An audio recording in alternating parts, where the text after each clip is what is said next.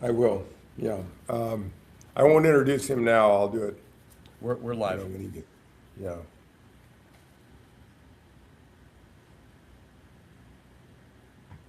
Hello, welcome to Halo Love and Country. I'm Richard Gayton, psychologist, filmmaker, writer, and podcast person. And I'm here with Mitch McDonald. Mitch is in the educational field and in producing and in other digital creation. And we shall be welcoming in a few minutes Amir Yas, and he is an LGBTQ activist. I believe comedian also, but he's all over the Stand-up internet. comic. And we will introduce him in a minute when he comes.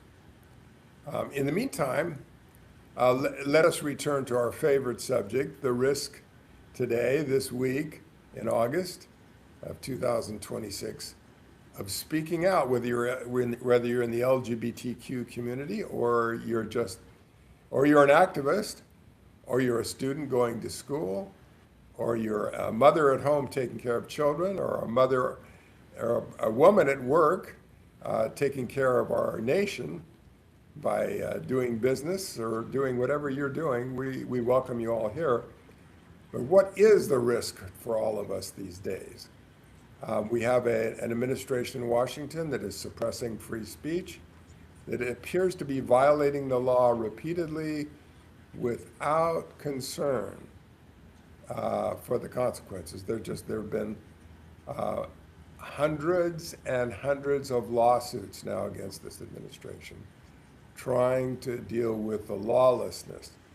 And so far, because we're small potatoes here at Halo Love and Country, it has not been directed at us, although it might increase our viewership if it was directed at us. But what are the risks in your life? And Mitch, I hope you'll talk about that. I'm going to talk about it. When we speak out. And this can be interpersonal risk. Like, for instance, I have a very good, I don't know. It's kind of caused a lot of tension. I have a friend who's a very solid fan of MAGA and Trump. And I've noticed that when we talk about politics in any way, it causes tremendous amount of tension between us. And that he seems to see that world, the world of international relations, for instance, with Iran. Our guest has some family in Iran and some cultural connection to Iran. But if I discuss that with my Trump friend, I just get a kind of for me, it appears to be a complete denial of the facts. When I try to say what the facts are, he doesn't agree with them and suggests that the reason that I have different facts than he does is because I watch MSNBC, or what I guess it's called MS Now. When I try to say what the facts are, he doesn't agree with them and suggests I hear a voice in the background that I have different facts than he does is because I watch MSNBC. Sorry, we got a sound glitch in the background there. When I try to say what the facts are, he doesn't agree with them and suggests I hear a voice in the background that I have different facts than he does because I watch MSNBC. Sorry, we got a sound glitch in the background there. 1 second, I'm trying to fix this.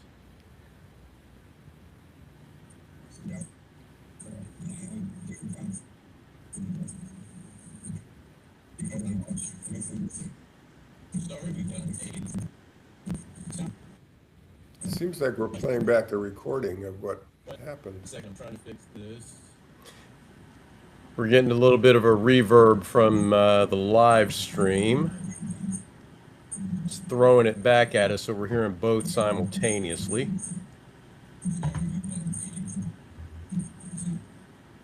Seems like we're playing back the recording. Yeah, it's delayed, but it's throwing it back at us. Getting a little bit of a reverb from live stream. It's throwing it back at us, both simultaneously. All right, where? Yeah, it's delayed, but it's throwing it back at us. Okay, got it. Sorry about that. That was a mistake on my side. Well, so I was talking about my friend who's a MAGA friend. I wonder if any of you have MAGA friends or friends that are very ardent Trump supporters, and how we were trying to compare our facts. And he was very dismissive of my facts because I'm supposedly watching liberal media. And I guess what I'm watching is mainly what I'm reading is the New York Times, the Washington Post, and Politico, and The Hill, but I don't really watch commentators that much. But I know he watches Fox News, so we have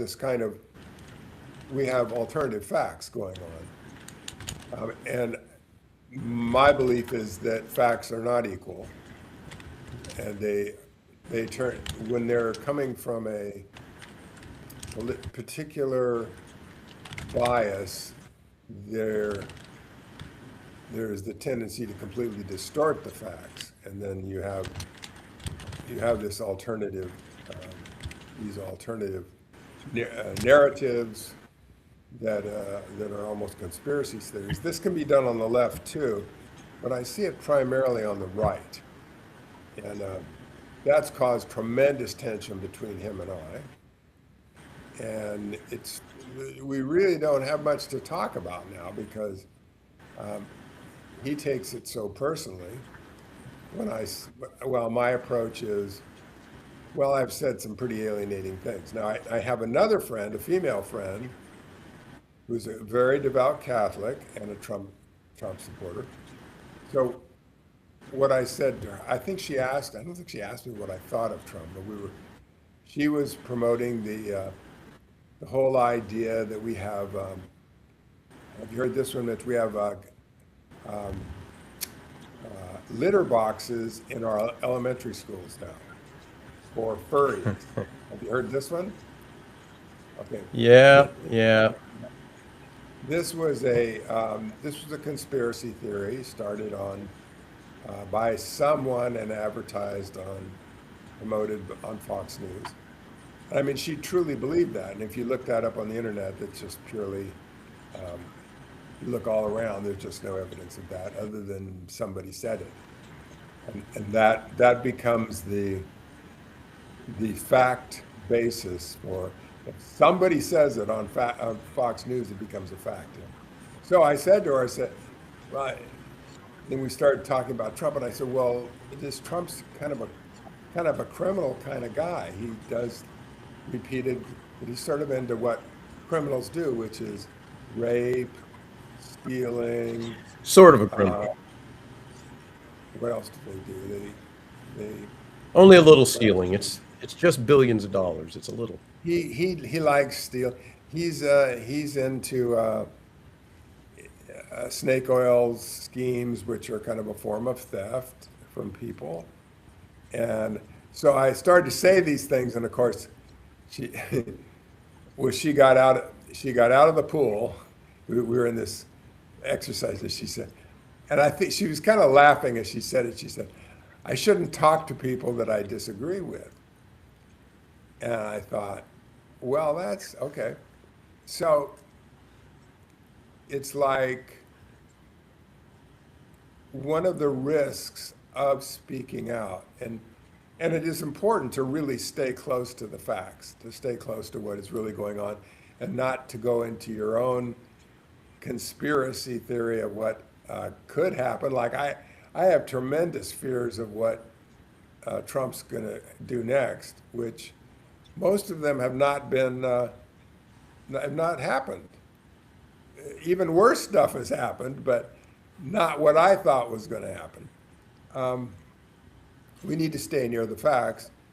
But for me, it does alienate people in relationships. If I discuss current politics with someone who has kind of has particularly the populist, MAGA, conspiracy theory, Fox News kind of approach to facts.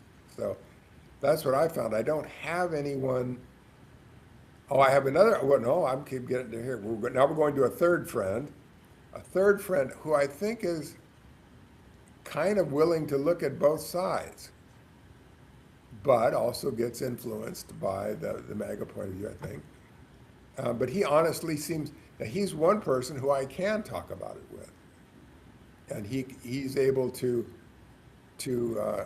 talk. Maybe we'll have him on sometime. I don't know. He might be willing to come on. But he's a reasonable guy. He's trying to understand what's real and what's not. He's in business for himself. So the business climate in California means a great deal to him, and I think that would, push him more towards a Republican businessman's point of view. But the old business Republican that I used to know, the guys that were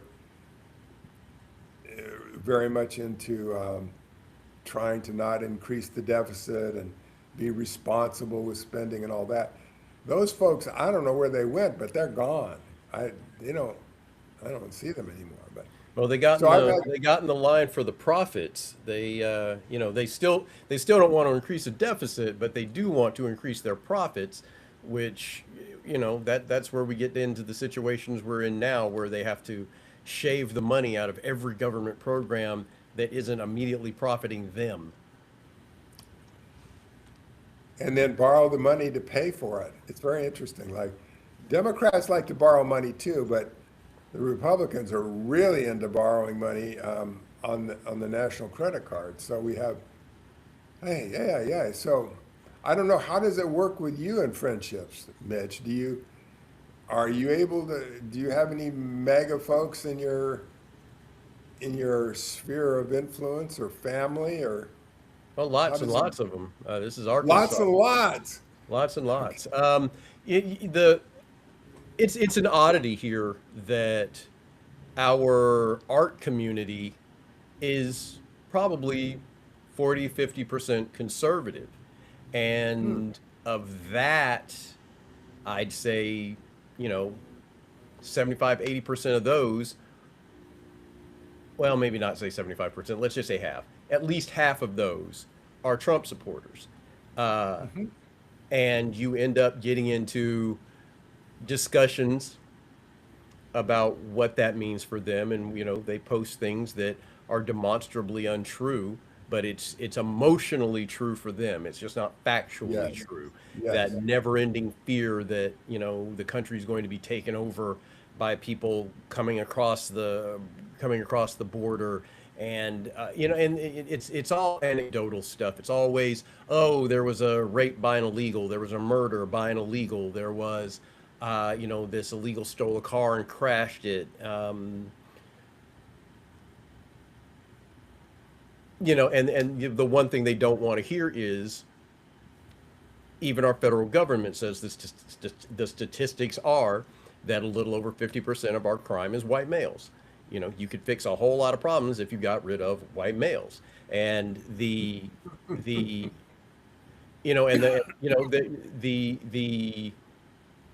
immigrant side of that line is about 10%. About 10% of them are up to no good in a way that we could consider to be actionable. I'm not talking about, they got caught speeding, got caught driving without a license. They were fined at some point in the last 10 years for not keeping up their paperwork, but, for the most part, they're going to their court dates and doing what they're supposed to do. That's, they don't want to hear that stuff. Everything that any immigrant has done wrong at any point, they are happy believing that makes them deportable. And, we've been having that. Go ahead. Well, but this has been my 3 or 4 months, 6 months probably, for reading history and reading, and it's like that's been the nature of our country always, is like from despite being a nation of immigrants, people that who either came other than the American Indians, Native American folks, who we've just about wiped out. We're a nation of people who have come here, either come here voluntarily, looking for freedom of religion or business, trying to improve our financial situation and get out of poverty, or we've been dragged here on slave ships. It's like we've all come here, and ever since then, we have been, isn't that funny how humans are?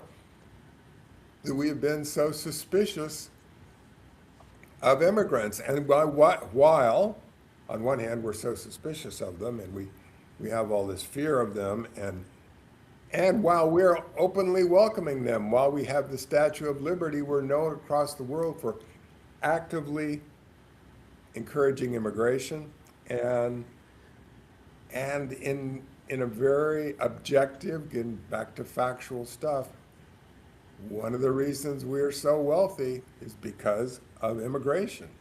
Well, yeah, but those are decisions made by foolish people 100 years ago.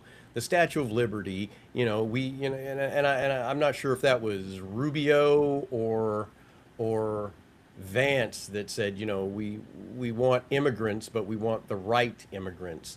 That's not the exact quote, because if memory serves, it was actually quite a bit more demeaning and ugly than that. But and it might have been a senator as opposed to one of those two. Well, as long as they're dark skinned and they'll work and they'll not require wages. I mean, what could be a more energy efficient and financially efficient way to do labor other than have slavery? That works. And if we can't get people to build the railroad, bring in the Chinese folks.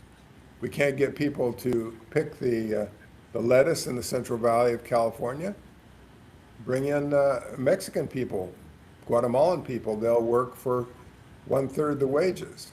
I mean, if we could get away with not paying them at all, that would be better. But that is the nature, and I'm not saying all Americans are that way, but that is the nature of capitalism in America. That there is that quality of that it thrives. Business does thrive on cheap labor. Right. No, Free and that's what labor. I said. Those Republicans went away. A lot. The Republicans that were all about, a fair day's wage for a fair day's work. That went away in the '80s. That went away with Reagan. We haven't been there in a good long while. I don't So think where I've are met we? a. Go ahead. Where are we now? What are we going to?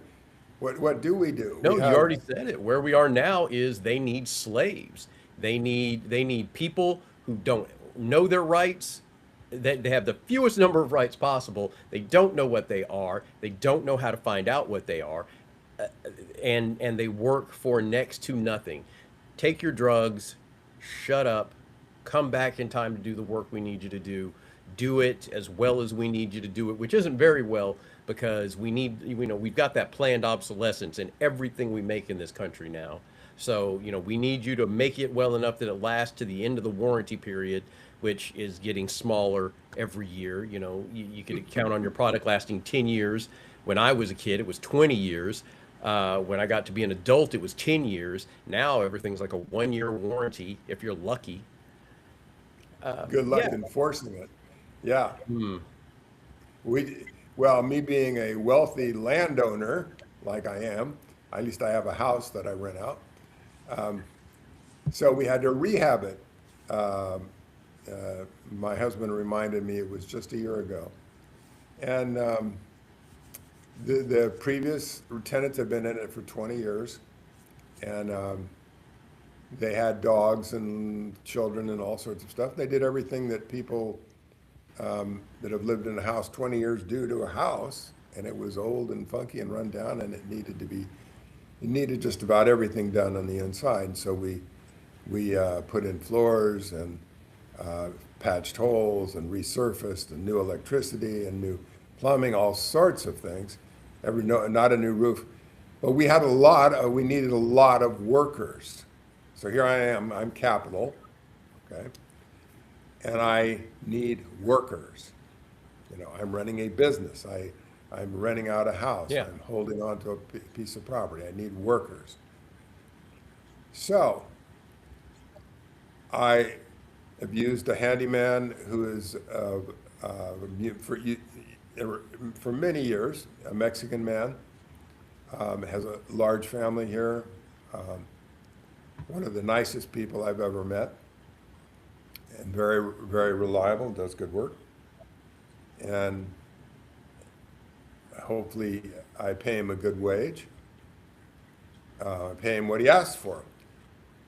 So I want him to come work on the house, and we're doing this, but I don't need one person. I probably dealt with 20 people, and they were plumbers and electricians and floor people, and they were primarily Mexican-American people. And I have got a fly that he wants to eat me alive. And they were amazing workers. And so I had one cabinet. We redid the kitchen, new cabinets, everything. But we had other cabinets in the house, and they needed new facings too, because these old doors were 20 years old. A lot of them were broken, cracked, messed up, whatever. We needed new cabinet doors. So there was a friend of one of the Hispanic workers, a white guy, and he came and gave me a bid, and it was okay. And he was a big, heavy-set white guy, and he came with a big old truck with big old tires. And funny, nobody else had it. It was it was a huge truck. I was thinking, well, what do you need that for cabinets? Little pickup's fine, but what, a dually? Dual wheel, what do we need all that for? Anyway, doesn't matter. He was a very nice fellow, and so he came in to tear out the old doors. And he came in and he tore one off the hinges, broke the cabinet, pulled another one out, broke it, and it was one problem after another. Now, this is not go ahead. Sorry, Amir is in the lobby waiting on us. He is here. Right. So for whoever Let's else let him in. Come All into right. the lobby. Come into the house.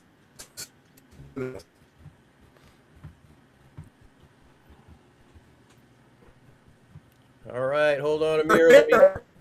I think I've got you blocked off. Hold on, go ahead. Hi. Here. Oh no, I cannot hear Amir. Hold on, no. Here, not- can you hear us? Yes. Nope, he jumped back out. Hold on. He jumped out. He's going to jump back in a minute. Here he comes.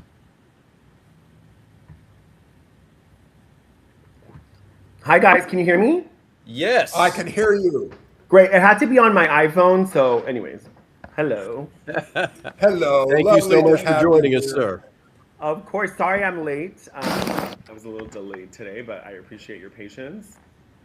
We're glad you could come, and you've met Mitch, at least sort of, Yes. Well, Yes. and you and I have Indeed, talked yes. many times. Yes, we have. I love your tie, Mitch. I love that. Oh, it's one of the good ones. We, this Okay. this one doesn't have any cartoon characters or Oh, there you go. food stains. Okay.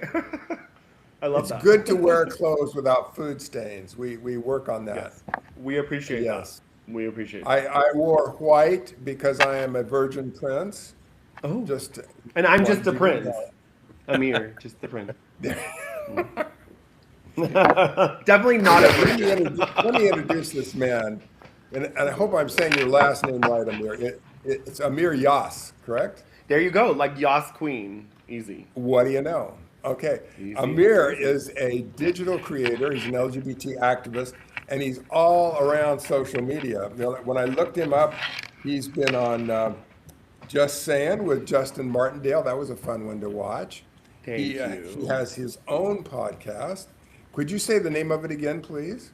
Yeah, the Take On. I've kind of taken a little step back, but all the episodes are out there, so check it out. The Cool. Take On and then the Vault. So I have two podcasts. So all the episodes Oh, are wow. out there. Very cool. And this man, this is a very serious man. I want you to know this. He's very serious. So see how serious he makes. He's good at, and he's extremely funny too. Oh, thank you. He's a very funny guy and a very loving guy, and we're so happy to have him here with us. And you do stand-up comedy. I do. Is that Yes. correct? That is correct. Yes. Is- That was my way of kind of figuring stuff out while on a stage. Not the best place to work your stuff out, but anyways, I did it. So Is there a place we can find you? We know a little bit of where to find you on the internet. Is there any place you're going to do this live where we can find you? yeah, I do like shows every so often in LA and San Francisco, and I'm actually doing 2 shows in P Town near Boston. So that'll be exciting. But yeah, those are all. I'm gonna be doing more shows, but they're definitely gonna come to a city near you at some point. Very, very nice. So we're honored to have you, and Thank you. we're gonna talk today about. We've been this whole series is about the risks of being LGBTQ in America, and what everyone goes through who speaks out, and everyone has a different experience of it. We started long ago in the series of being LGBTQ in the military, but we kind of broadened that to what is it like to be an out person. And Amir, you're very out on the internet and social media. Yeah. You're out in doing stand-up comedy. Could you say just a little bit about what it's like for you? What is it like for you to do that, to be that open with so many people all around you and all that? Absolutely. I mean, obviously, when it's good, it's great, right? Like, you have people messaging you. Like, I feel more comfortable watching you online, and I've come out to my parents, and there's a lot of good stuff. So I want to kind of focus on the positive because I tend to focus a lot on the negative. But I think the positive part is that. Obviously, the negatives are there's always going to be people that are going to be hateful, and people have threatened to, wanting to slit my throat, wanting to kill me, like, you should go kill yourself. Really? There's a lot of that. But the way I see that, it just kind of shows that that person's in pain themselves. They're just kind of projecting it onto me. This is also after 10 years of therapy that I was able to get to that point. It took me a while, but I finally got there. I grew up in a, conservative kind of Muslim family, and I think in a lot of Persian families you're taught to like kind of, you don't really want to be heard. You're supposed to just kind of keep it to yourself. You don't want attention, you don't want notoriety. My dad always said the worst thing is to have someone know your name in the street. I wanted that. I strived for attention. I strived to be known. The more they told me to be quiet, the more I wanted to post, the more I wanted to do stand-up, the more I wanted to be public. But it comes with a cost. Like, people aren't going to always be kind and always understand your intentions. But I always try my best to be true to myself. But it's not easy when kind of your family's just not on board. Like, we don't talk about any of my career stuff. They don't want to talk about my Instagram. I blocked my mom like years ago. She doesn't see any of my posts. But I live with them. So obviously we found like a way to coexist, but a big part of my life we don't discuss. And that's the way you've survived. That's the way Yes. you've that's the way you've come to terms with it. And everybody that is LGBTQ has made their decision about how to be out, how to be. Absolutely. Absolutely. Some people choose to not be public at all. Mm-hmm. In our past broadcasts, we've had women who have been LGBTQ in the Navy, serving in combat and being abused, and we've had all, Wow. so a lot has happened to our community, and so many people have paved the way for us. I wanted to ask you Absolutely. about, so you have the background and the current spirituality of being Muslim. What is that like for you? You're careful with your family. How are you able to speak out within the Muslim community at all? Or what is that like for you? I know nothing about it, so I'm. Oh yeah, no, that's a really valid, great question. Thank you for asking that. I've actually never had someone ask me that, so I really appreciate that. I think the way to navigate that is to kind of also take it back a step. So obviously my parents left Iran and wanted me to have a better life in America, and I value that, and I think that immigrants made this country, and I think that, so for me, I'm always going to value that first and foremost, and my sexuality is always going to be secondary to my identity, which is being Persian and American, and so I think, again, your sexuality is super important. It's a big part of your identity, but I always tell people, like, there's not, what do they say? There's many ways to skin a cat. There's many ways to come out. There's many iterations. And to also think that you only come out once, I also think is naive, because I've had to come out so many different times, in so many different ways. I think for people, it was really hard for them to understand how I could be religious, especially a religion that doesn't accept people who are queer. But what I want people to understand is that this is not the religion, it's the people that are interpreting it, correct? Like, the God that I believe in made millions and millions of queer people for a reason. I do regular therapy. I do a healing with a religious leader regularly. And she always tells me, she's like, there is a reason you're gay. That is part of your path. That is part of your identity. That is part of what God wants for you. And I've had to really kind of reconcile where people said, if you're gay, you can't be religious. And I'm not very religious, but I fast for Ramadan. I go to the mosque every so often. And Ramadan's where you fast for the whole month. Like, I do partake in a lot of that stuff, and I'm very culturally Muslim. Yeah. Am I the most religious person you're going to meet? Absolutely not. But, I always say, if there's turbulence on an airplane, I'm the first one to be Muslim. So, I'm like, God, don't make this plane fall out of the sky. So, I think that is very important. It's a big part of my identity, So, yeah, I think everyone has to kind of navigate it the way that is right for them. And I think, there are a lot of people that think I'm doing it the wrong way, and that I'm giving, Muslims a bad name, or that I'm trying to convince people to be gay. I just want to make that very clear, never convinced anybody to come out of the closet. I've never convinced anyone to be gay. Being gay is a harder life. It's an uphill battle. You have to continue, even when you are in a safe space, you have to continue thinking, am I safe? Am I okay? Am I going to be good? So I think when people say, why do you need pride? Well, people are still getting beat up in the street. People are still getting killed for their sexuality. So until that stops, then we need pride. Yeah, well, and you sound like you're very busy taking care of yourself and and being loving and kind to others. I guess you just don't have a whole lot of time to recruit straight people. No, Do you? I don't. Oh God, I don't. I really don't. I'm like, listen, if you want to come to a community that's loving and you're going to dress better and you're going to smell better, sure, you can come to our side of the street. Otherwise, you can stay over there with your basketball shorts. I'm good. There we go. Stick with your basketball shorts. I'm good. You were. I don't know if were you born in Iran or were you born here? You're born in Iran. I was born here. No, I was born here. So I was born You were born here. here, but you- yeah. But I moved there when I was 8 years old for 2 years. So I lived in the country. And I know a lot of people are like, oh, well, you weren't out and you da-da-da-da-da. But I think I got a unique experience because I got to be there without being a gay man. And I understand that the country's not very accepting of that. But what I think people need to understand is that you need to separate sexuality from what's happening in a country. If a country is at war and people are dying, I don't really care if they're homophobic. I don't think that matters. Like, nobody should, even if you're homophobic, you don't deserve to die. Like, so I think it's like people are like, well, they're not like very open. So how can you defend Iran? How can you defend other countries that are homophobic?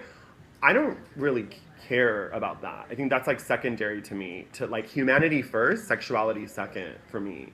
So I think I got lucky that I got to live there and I got to experience it.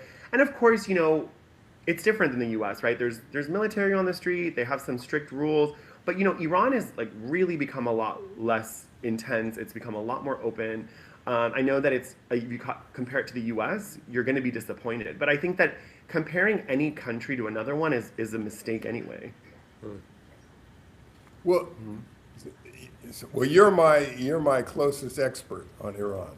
Okay? Thank you. So, and I'm absolutely sure that Donald Trump is listening today because he's very interested in our podcast here at Halo Love and Oh, yeah. Country. Yeah.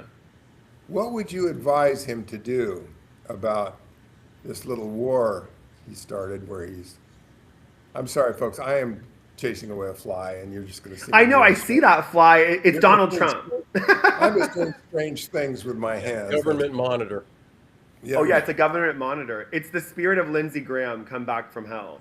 Oh, it's been sent. It's a spy drone fly that he's come yeah. to I feel harass. like Lindsay is still in maggot mode. He's got a lot of years of penance he's got to serve. He's going I to love bite that. me every time I say something. But, so if Don was here, Yeah, good old um, Don. what would you advise him to do?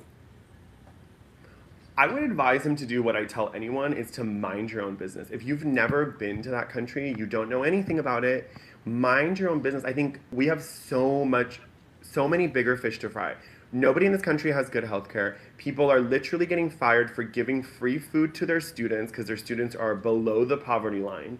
And then we have the most billionaires in the world. I mean, Elon Musk just sent a 45-story building and just shot it into a rocket into the moon. God knows what the lasting impact of that is. I don't think people realize the moon manages all of our waves and gravitational pull. So if you create a 60-mile crater on the moon, like, what is the lasting effect of that?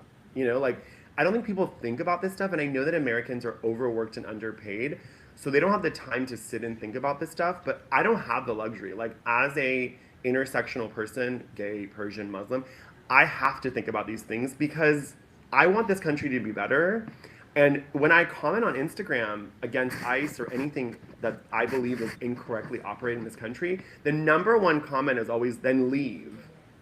I don't understand that perspective. Like, I'm an American, I speak better English, and I'm more educated than you are. So I don't know why you feel the need to tell me to leave. Like, I just, it's like so baffling to me that people think that's such a big diss. I want this country to be better. Why would I leave? Getting an education Well, was your first mistake. We don't do that here. You're just supposed to know and hear what's right and then do it. The education's just Right. getting in your way. Just getting in your way. Right? That part. That is the part. That is the What part. I'm waiting for the Native Americans to step up here. Oh, and yeah. say, oh, you white people, why don't you leave?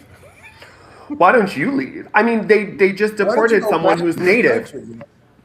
Yeah, go back to your country. They deported someone who's a Native American and they had to apologize and bring them back because literally, like, they are Native American. So you're deporting someone who is native. Like, the word in of itself, if you understand the English language, which a lot of, you know, Trump supporters do not, and they barely have a full set of teeth, let alone understand English.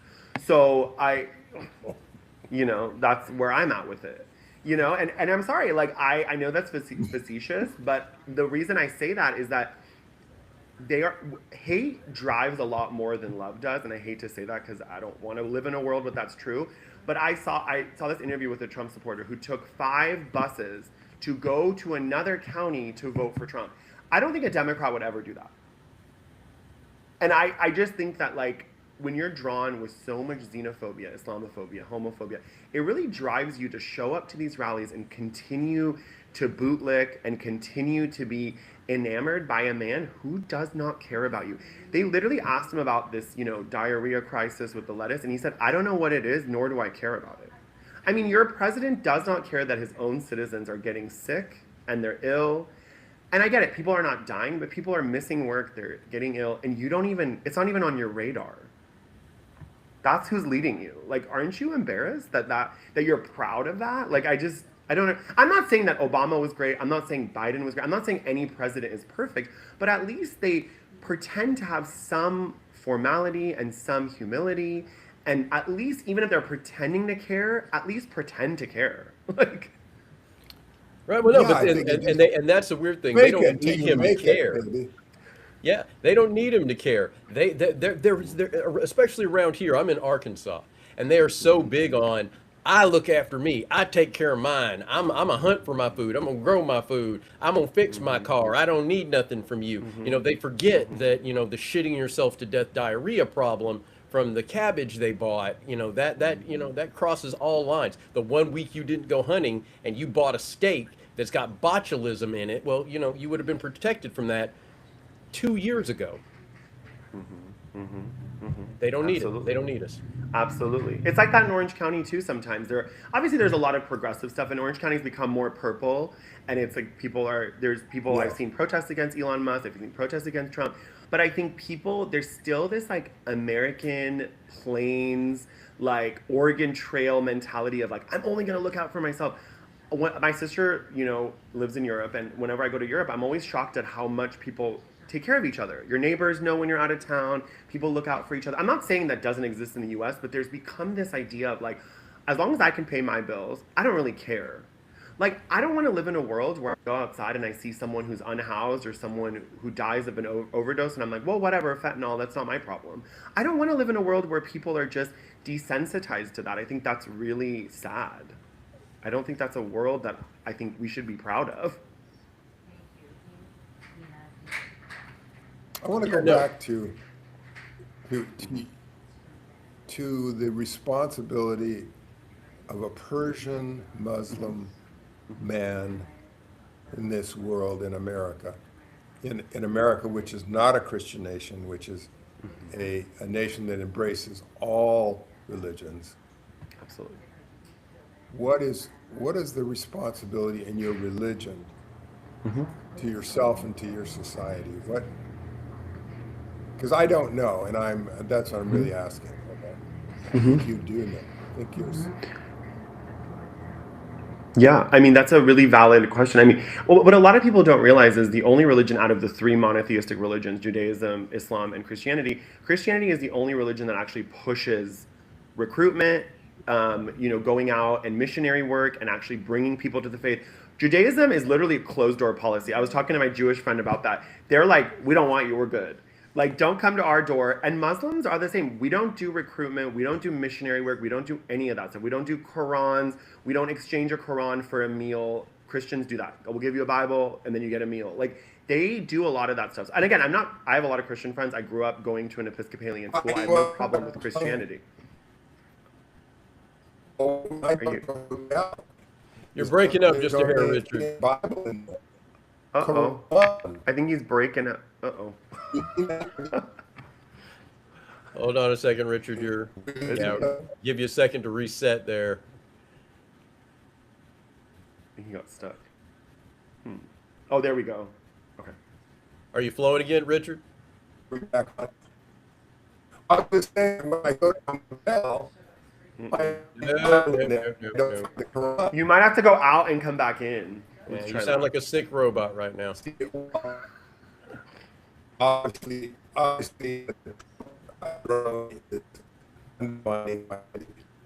Yeah, that digital diarrhea has got him. We're gonna have to sort that.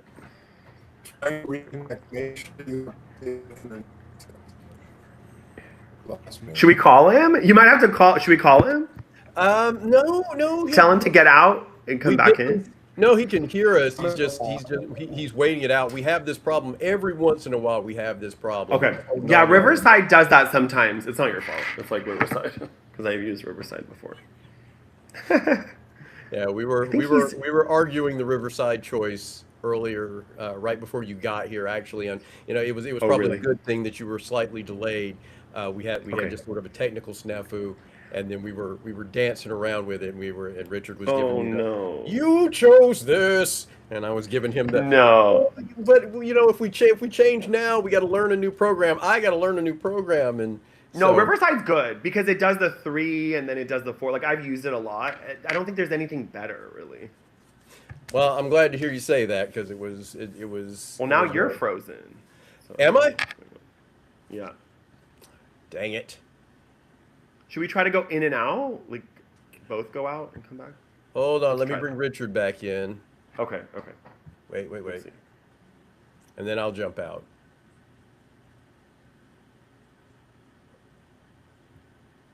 Well, where's I'm he just gonna going? get some water. I'll be right Yes, back. yes, sir, yes, sir. Sure. Everybody's gone now. It's the Mitch show. Yeah, they should know better than that by now. They should know a lot better than that by now. We've just had a couple of little technical problems. Richard's going to be joining us again in a second, and Amir has stepped away for a moment. Again, thank you so much for joining us. We love our audience. We don't get to spend as much time with you as we would like. And Amir is back. Hooray! I'm back, and you're still frozen on my side. So I hope I don't know. Yeah, it's fine. All right, hold on. I'm gonna step out, and I will be right Okay. back. Okay. Sounds good.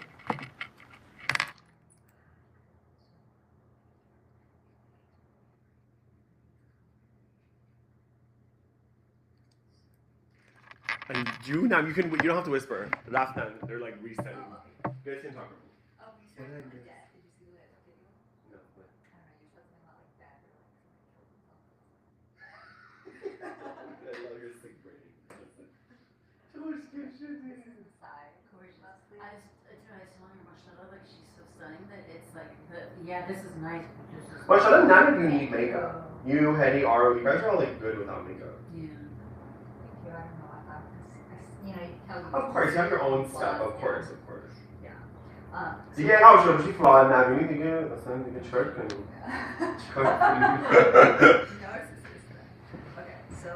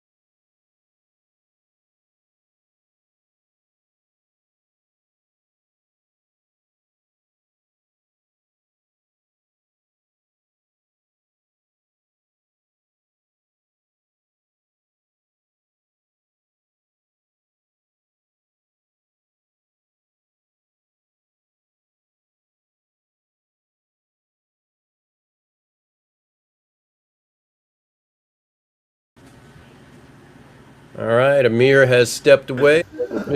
I'm here. I'm back. I know, I understand.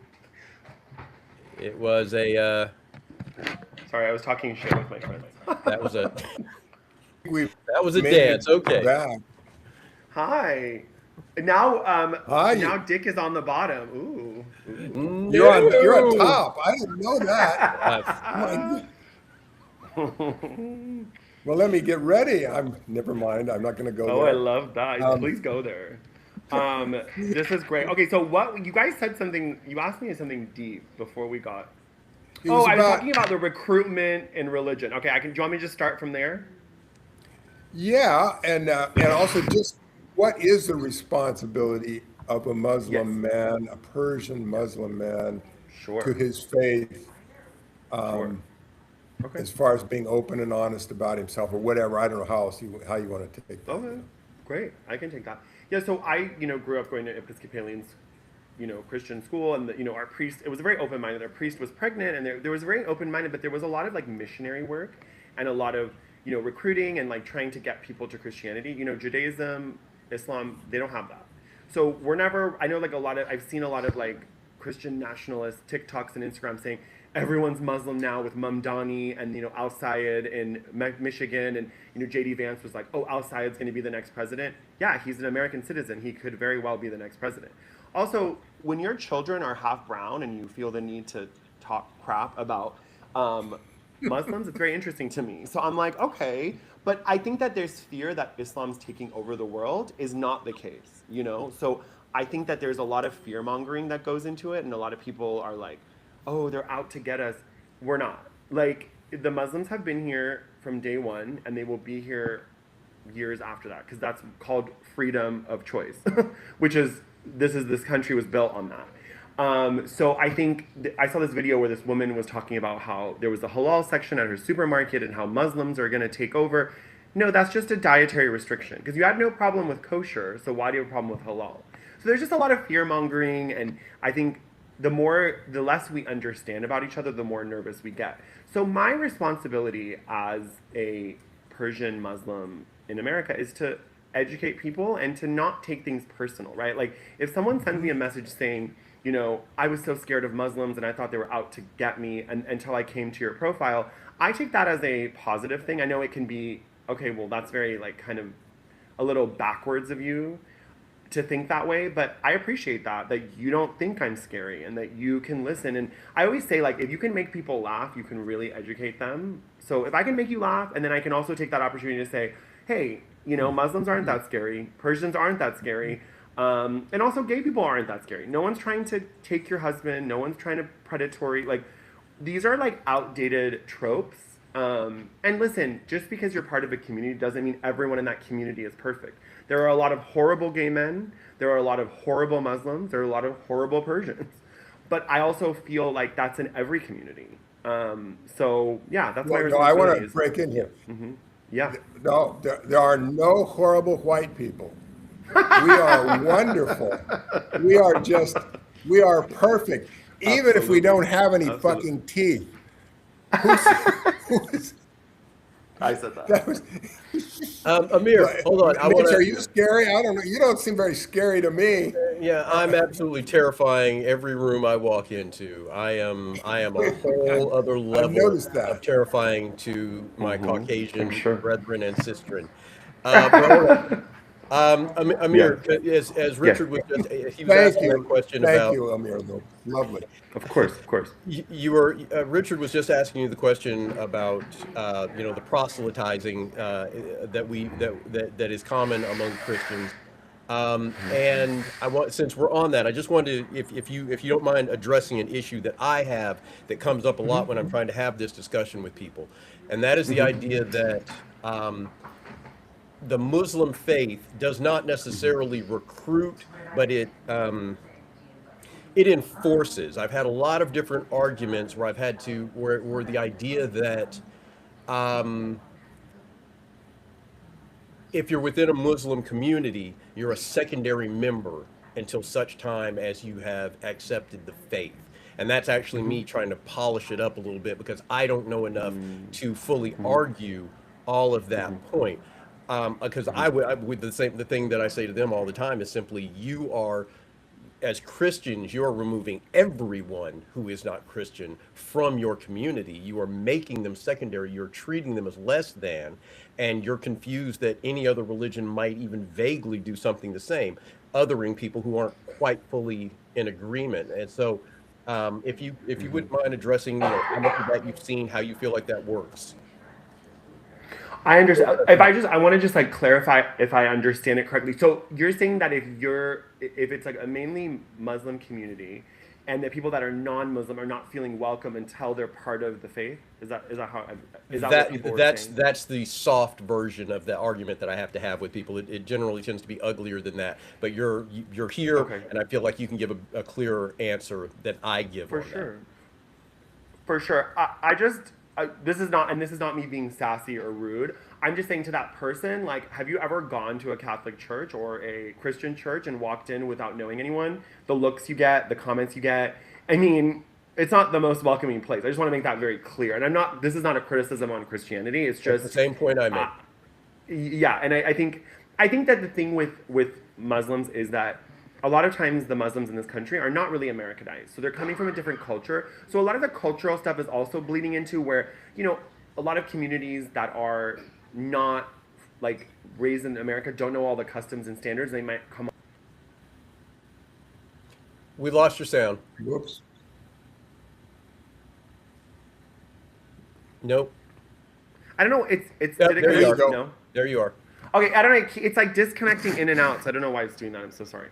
But I was just saying that like a lot of cultural stuff bleeds into the religion. So they might be from a totally different country. So the customs are different. They might not be as friendly. Americans are very like, hello, how are you? What's going on? And that's not always other people's culture. So it might come off that way. Also, Muslims sometimes don't have boundaries. They might tell you how to pray, what to do, where to go, how to do it. And I think sometimes that overstepping is very kind of in stark comparison to American culture that really is individual, not tribe mentality. You really do everything on your own. You're individuated. So I think that's where it's maybe getting misconstrued. But the number one thing for most Muslims is to be good to the community. And no matter, I mean, the imam of the mosque that my parents are a part of, like, goes out and does interfaith, goes to Washington, D.C., talks to other leaders. Like, we are a very welcoming group. It's just, you don't know how to pray in Arabic. You don't fast. So if you come into the mosque, it's like, it's so much easier to go to a Christian church and sing along in English. I mean, we're doing this in a different language. So you're already kind of not included. But also, if you've ever been to a temple, they're doing it in Hebrew. So how welcome are you in a temple? It's just, so it's kind of like the same thing. It's just, I think it's so easy to demonize Muslims, and it's been happening since the early 90s. So it's a very easy thing to do, and especially after 9/11, you know, it's just easier to be like, they are just that. But if you're, you know, killing your brother-in-law and you're killing people actively like Saddam Hussein and then saying, oh wait, I have to go pray, I'm doing an interview, but I have to break my interview because I'm going to go pray. I mean, this is not a good person. So forget about the Islamic thing. Focus on the fact that he's not a good person. So if he's using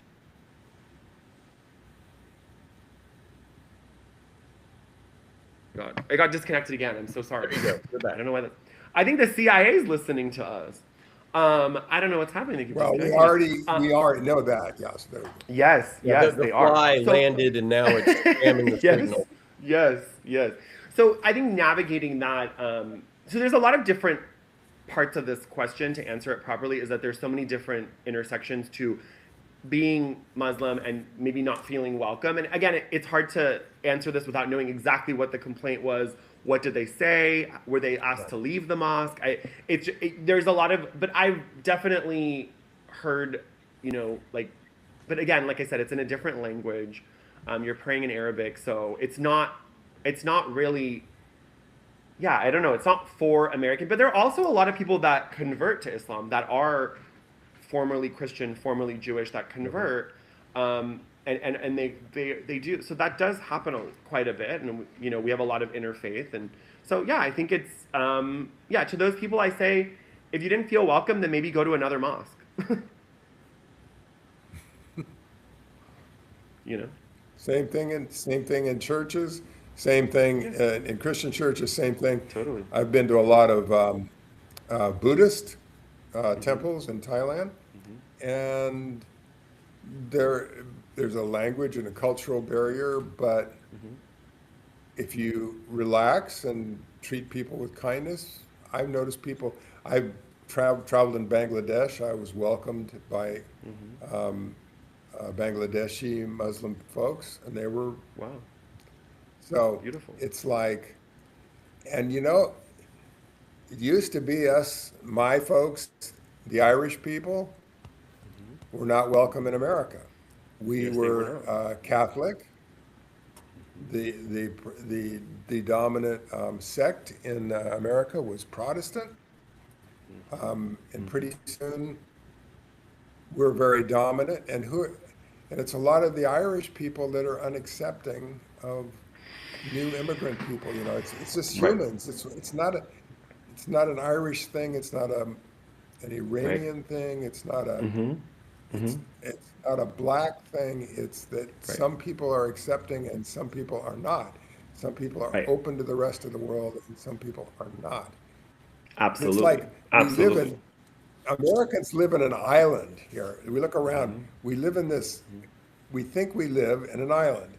And so we don't even know what goes on in other countries. Mm-hmm. And Absolutely. then we start invading them and who knows what can happen, you know? Like, so, but Absolutely. you were saying, Amir, maybe Don wants to, maybe we'd like him to mind his own business, right? You were saying that. So maybe he could mind his own business. So what would that look like in American foreign policy right now in Iran? How could we mind our own business there? Well, I think that when we start to think of war as a game, the entire humanity is like, we're done.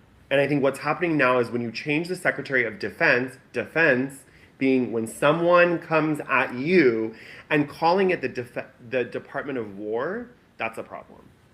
Because now you're making war into a game, and your people are betting on it as if it's like a football game. Like there was a lot of officials that were caught betting on the Iran war, knowing inside information on who was going to be bombed. That's really, really the end of society. I mean, that's the end of humanity. So I It's think immoral, people, isn't it? it's very Yeah. immoral, and it's Pete Hegseth could not get a job and was kicked out of the military because his tattoos were so white supremacist and so Nazi that he was not even allowed to be part of the US military. And now he is the Department of War. I mean, it's like laughable. It's like a person who's been married 3 times, has cheated on every single wife and impregnated that other woman, has an alcohol problem, but is continuing to speak of Christian values as a joke. I mean, it's a joke. If I was Christian, I'd be offended that he's using my religion as a way to like make himself look better. So I think what Trump needs to do, and this is the problem, is like it's a game for him. He doesn't want to lose the game.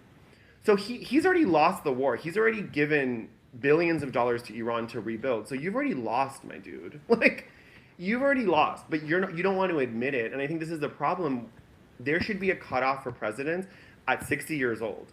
It is a very high-powered, intense job. Nobody in their 80s should be doing this job. Like you can't even work at a company when you're his age, but you're running the country. I mean, that's just like a joke. I mean, so I think for him, he needs to mind his own business, but he's not going to do that because he gets off on the drama. He's an actor. I worked with actors. They love the drama, the reality TV actors.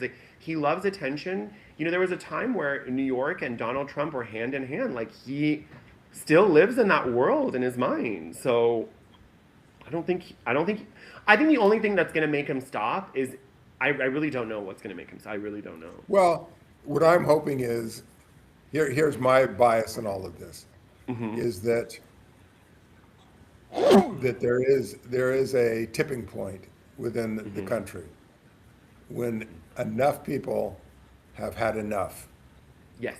When enough people speak out, which is what exactly you've done today, Amir, and Thank Mitch, you. what you're doing, what I'm doing, is when enough people speak out, enough people take action around them, enough people vote, enough people show up at My King's demonstrations. That seems to be my generation's thing, is to go to My King's.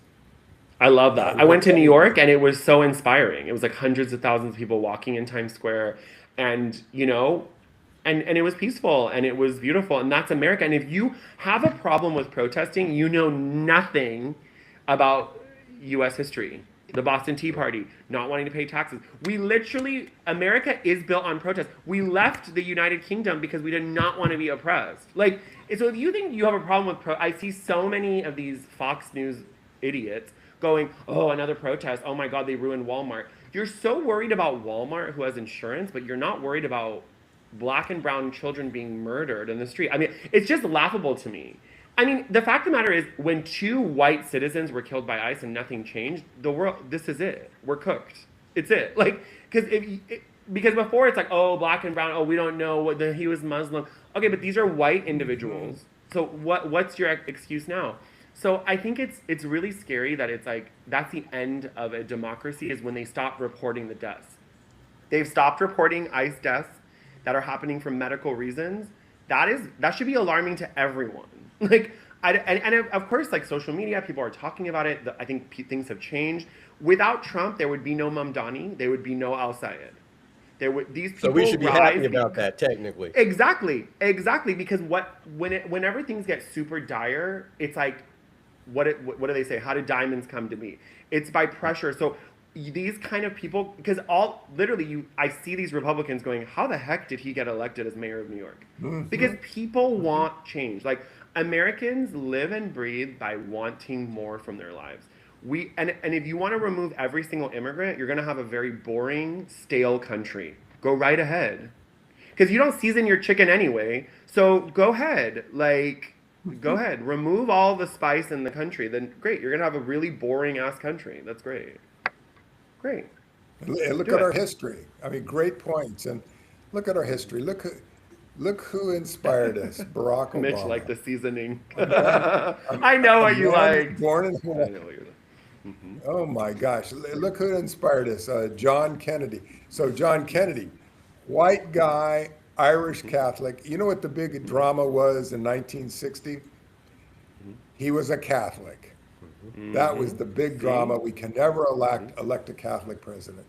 And then we can never elect a whatever. We can't elect a, well, we haven't elected a female yet. That's going to be the Right. real challenge to Right. get that to Right. happen. But now we seem to be able to elect a brown-skinned person. Barack gets in, and now and we have these amazing new candidates. Momdami won and is actually opening up a few grocery stores in New York that might help people who can't afford food to buy food. Absolutely. You know, American politicians hate poor people. That is clear as day. Senators hate poor people. They hate anyone who struggles. It's crazy to me. I was listening to this woman's story. She literally got on food stamps. She's a white woman, got on food stamps, $800 a month, okay? She got her master's degree. She got herself out of an alcoholic home. She got herself out of it, and she figured her life out. Assistance is not forever. I don't know why American politicians and a lot of these Trumpers hate poor people. I don't understand. Why are you obsessed with billionaires and like, oh, Jeff Bezos and praying at the altar of Elon Musk? Those people do not care about you. They would rather you rot in hell. They don't want to pay taxes. They don't care. For me, it's always baffling when people are like, oh, why do they need school lunches? Because a lot of people can't afford to buy lunch for their children. That's why they need school lunches during the summer. So I just think this trend of hating anyone who's struggling in America is just really, it's very sad to me. Very sad to me. And it's all through our history too. It's been there until what my reading has been lately about LBJ growing up with Frank and then Franklin Roosevelt. Finally, people rose up when Franklin Roosevelt came because it was poor people. Poor people during the Great Depression in the 1930s, they had no jobs, they had no food, they had nothing. They were on the streets. And finally, and these were white people, black people, brown people, Chinese people, Asian people that were there. They rose up and they picked a president. And still, the Senate, in the first administration of FDR, many progressive things. We got Social Security, we got indigent medical care, we got disability insurance, workman's compensation, all the things that try to protect workers. Roosevelt got it through. And then his second administration, the Senate stopped it all. And that's, if you look at what goes on in politics in America now, the Senate is frequently the one that it stopped civil rights legislation. For decades, the South controlled the Senate and stopped civil rights. And now we've got a Supreme Court.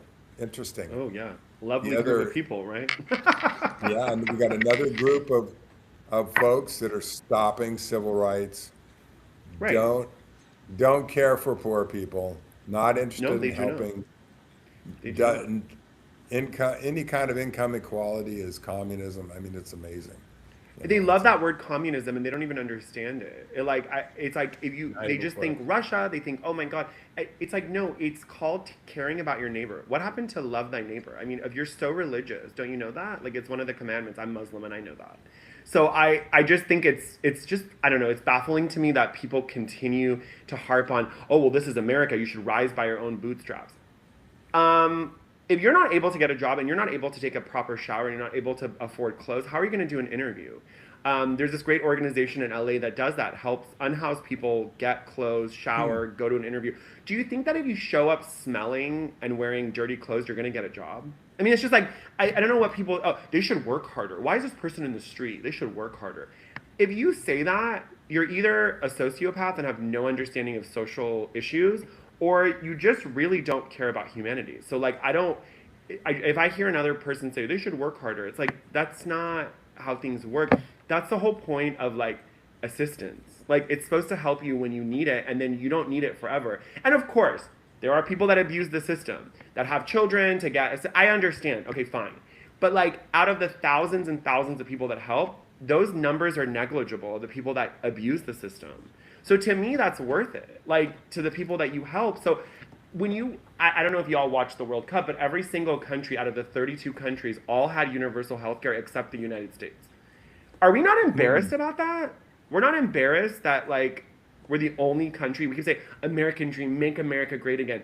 I had a surgery that was 15 minutes and it was $35,000 for a 15-minute procedure. I mean, I have health insurance, so it's $9,000, but even $9,000, it took me a while to pay off. So $35,000 for 2 surgeries, I'd have 2. It was $70,000. That would ruin someone's entire life. That's it. You're wiped out. 70 grand. So everyone in America, even the people that are making legitimate salaries, are one medical emergency from really being, we're basically paycheck to paycheck. So I think that like that's very disheartening to me when people get upset when Manjani does free childcare or free buses. They're like, oh, it's communism. Is it? no, it's not, and it's like we're in an inflection point, I suspect, in American culture, where, and it is so heartening for me to hear younger people speak out like you, Amir, and that is very, very, very encouraging. And I hope and so. to see, Because and to see sometimes I Mitch- feel like I'm just yelling in an echo chamber, right, Dick? And it's frustrating. Well, there's some of that, but it's also we just keep yelling, we keep talking, we keep showing up, we keep doing what we need to do, and it's going to be that everybody showing up. It's going to be that old combination of people, that melting pot. That we're always talking about this great melting pot that's supposed to make everybody wealthy in America. Everybody own a home and a car and a dog. You got to have a dog, by the way. You gotta have a dog. I do promote dogs. I'm very much into that. That's supposed to happen. It isn't happening now in America, but it will happen when this great melting pot comes together. But it seemed like big bad shit had to happen in the 1920s and 30s. It had to be people were really, because there's a great sleeping bunch of folks in our country who are just trying, they show up every day to work. Yes. They try to take care of their children. They've got aging parents. They're sick themselves. They have disabilities. They're whatever. And they're busy. They're busy doing their lives. But we've got to have everybody now start to show up. And I believe we're in a point where people, we have an as bad as our voting figures are, they are much better. There are more people voting now than they have ever voted in America in the past. A greater Absolutely. percentage of Americans are voting. And that needs And to it's continue. small numbers, Dick. Like sometimes it's 20,000 votes that win someone, or 15,000. I know, So like it's when people crazy. say my vote doesn't matter, I'm like, on, yes, presidential, it might not matter, but like to the state level, which is what really, the state and the city is what really affects you. It's not, I understand the president's important, but a lot of the day-to-day stuff that you deal with, it's really your representatives, it's your, people don't realize that, like those are more important, like your mayor, like the person that's like making sure your trash is picked up. Like those people are more important than the presidential. Yeah. Your city council. Yes. I mean, you're there. Oh, yeah. We have a totally mega city council in Huntington Beach here. Yeah, we do. Which is a but they just small voted a town. gay mayor. But they have a gay mayor now. Do they have a you gay see mayor? that? That's amazing. Yeah, of Huntington Beach, and they're very triggered. The MAGA people are really triggered, but they voted for him. So They're extremely unhappy. It could affect the surfing in Huntington Beach. Yeah. Have a gay mayor. yeah, Any- where do you think the anything could earthquakes happen. come from? The earthquakes Oh. come from the gays, honey. Yeah, the gays are noted for causing earthquakes only after what black folks cause. Yeah. They yeah. cause all That's the other tornadoes. stuff. Black folks cause tornadoes. You cause time, The of whole course. South covered in tornadoes. I've known Okay, that well, for there a you long go. time. Well, there There you we go. go. It's all that music. I won't even say what the Muslims cause. I won't even say what the Muslims cause. Like we don't.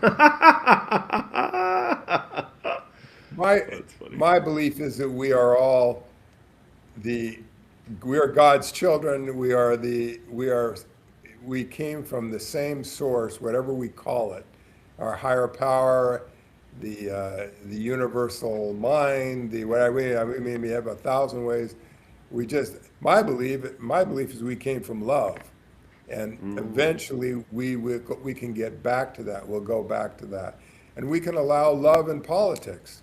That can happen, and when I saw the people, and this is stuck with me, when I saw all these white people in Minneapolis, all these Christians walking, and they weren't all Christians, walking through the streets of Minneapolis and singing to their immigrant neighbors who were hiding in their houses for Hey, that was lice. beautiful.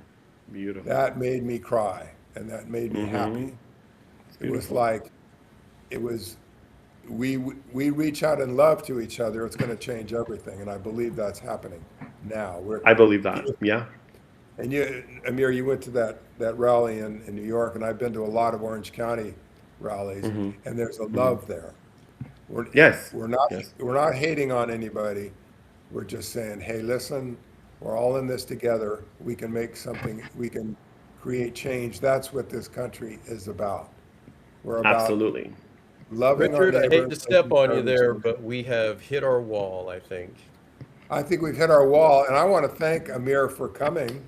Thank you Bless so you. much. That was Bless a you. wonderful conversation. Thank you for Mitch for making this happen technically. And I again, wish Amir, Riverside- thank you for being with us. It was a great interview. We haven't had a non-us voice in a little bit. Thank you so much. I'm happy to be here. It was wonderful. It was a great conversation. We want to thank our sponsor, Love and Country, which is a feature film available on Tubi. And check out the book by yours truly, Love and Country. It's a Yes. novel about two gay men who fall in love during the Vietnam War. It's a And great we will- movie. I watched it. Watch it. Oh, there we go. Well put. This man was in it. He was the first sergeant here. Mitch was. Yes, he was. Celebrity. Yes, he was. He's a great actor. He's available for acting opportunities. So, chat him up and audition him. Love that. Love you guys. Thank you. Take care. Thanks, guys.